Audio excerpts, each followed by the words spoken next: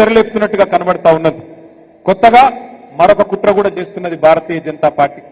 మీరు చూసింటారు ఇవాళ పేపర్లలో సీట్లు పెరుగుతున్నాయి, అసెంబ్లీ సీట్లు, పార్లమెంట్ సీట్లు అని ఇవాళ పేపర్లో మీరు చూసే ఉంటారు. కానీ అందులో కూడా ఏదో కుట్ర జరుగుతున్నట్టుగానే కనబడతా ఉన్నది. ఎందుకంటే బయటికి ప్రధానమంత్రి మాట్లాడినప్పుడు, నిన్నగాక మొన్న కేంద్ర మంత్రి కిషన్ రెడ్డి మాట్లాడినప్పుడు 50% సీట్లు పెంచుతున్నామని చెప్పింది. అంటే 110 ఉంటే 179 అవుతుంది, 60 సీట్లు పెరుగుతాయని చెప్పింది. 17 సీట్లున్నాయి పార్లమెంట్ లో, 26 అవుతాయని చెప్పిండ్రు.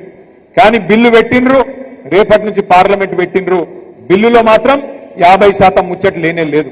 అంటే చెప్పేదొకటి చేసేదొకటి. మీరు ఒక్క మాట యాది పెట్టుకోండి, భారతీయ జనతా పార్టీ ఎన్నటికి కూడా తెలంగాణకు మిత్రుడు కాదు. ఆనాడు 2014లో ఆంధ్రప్రదేశ్ పునర్విభజన చట్టంలోనే సీట్లు పెంచుదామనే ఆలోచన ఆ చట్టంలోనే ఉన్నది. కానీ ఆ చట్టాన్ని తుంగలో దొక్కిందే భారతీయ జనతా పార్టీ. మళ్ళీ ఈ రోజు సీట్ల పెంపు పేరు మీద మళ్ళీ కొత్త డ్రామా చేస్తూ మహిళా రిజర్వేషన్ అని చెప్పి తీసుకొస్తా ఉన్నారు. మహిళా రిజర్వేషన్ కు మేము అనుకూలమే. మహిళా రిజర్వేషన్ ఖచ్చితంగా సమర్థించిందే కేసీఆర్ గారు, మన పార్టీ.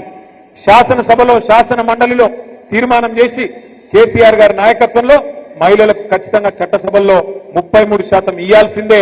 మేము ఇక్కడ మార్కెట్ కమిటీలో ఇచ్చినాం, స్థానిక సంస్థల్లో 50% ఇచ్చినాం, మీరెందుకు ఇయ్యరు అని చెప్పి శాసనసభలో, శాసన మండలిలో తీర్మానం చేసి పంపిందే కేసీఆర్ ప్రభుత్వం, బీఆర్ఎస్ పార్టీ. దాని విషయంలో ఇబ్బంది లేదు. కానీ డీలిమిటేషన్ పేరు మీద దక్షిణాది రాష్ట్రాలకు, తెలంగాణకు, ఆంధ్రకు, తమిళనాడుకు, కర్ణాటకకు, కేరళకు, పాండిచ్చేరికి అన్యాయం చేస్తామంటే మాత్రం ఎట్టి పరిస్థితుల్లో ఊరుకోము. ఎట్టి పరిస్థితుల్లో బీజేపీకి సమర్థన ఇచ్చే ప్రసక్తే లేదు. ఒక్క మాట మాత్రం పక్కా, ఇవాళ 24% వాటా దక్షిణాది రాష్ట్రాలకు పార్లమెంట్ లో ఉన్నది. దాన్ని యథాతథంగా మెయింటైన్ చేయాల్సిందే.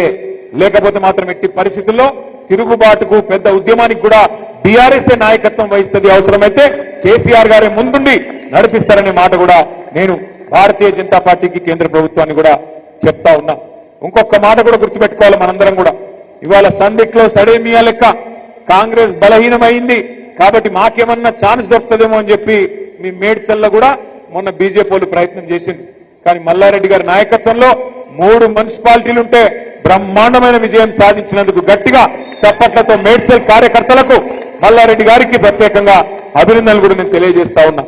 రేపు ఇక్కడ కార్పొరేషన్ ఎలక్షన్లలో కూడా 16 చేసుకున్నా, 20 చేసుకున్నా, 25 చేసుకున్నా, ఎన్ని చేసుకున్నా గెలిచేది ఖచ్చితంగా గులాబీ జెండానే. ఖచ్చితంగా గెలిచేది మళ్ళీ కార్పొరేషన్ మీద ఎగిరేది గులాబీ జెండానే.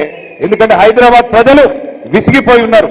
మా నగరానికి ఏమైంది, అన్యాయం అయిపోయింది కాంగ్రెస్ వచ్చినాక అనే బాధలో, ఈ కరెంటు కోతలేంది, ఈ దోమలేంది, రియల్ ఎస్టేట్ డామ్మనుడేంది, మళ్ళా మంచినీళ్ళ గోసేంది, బాధలో ఉన్నారు ఇవాళ హైదరాబాద్ ప్రజలు.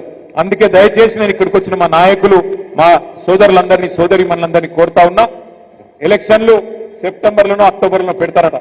ఈ లోపల పెడతారు కావచ్చు, ఆగస్టు సెప్టెంబర్లో. సరే, ఇప్పటి నుంచే పనిలో ఉండుంది. ఇప్పటి నుంచే కలువుని జనాలను గుర్తు చేయండి.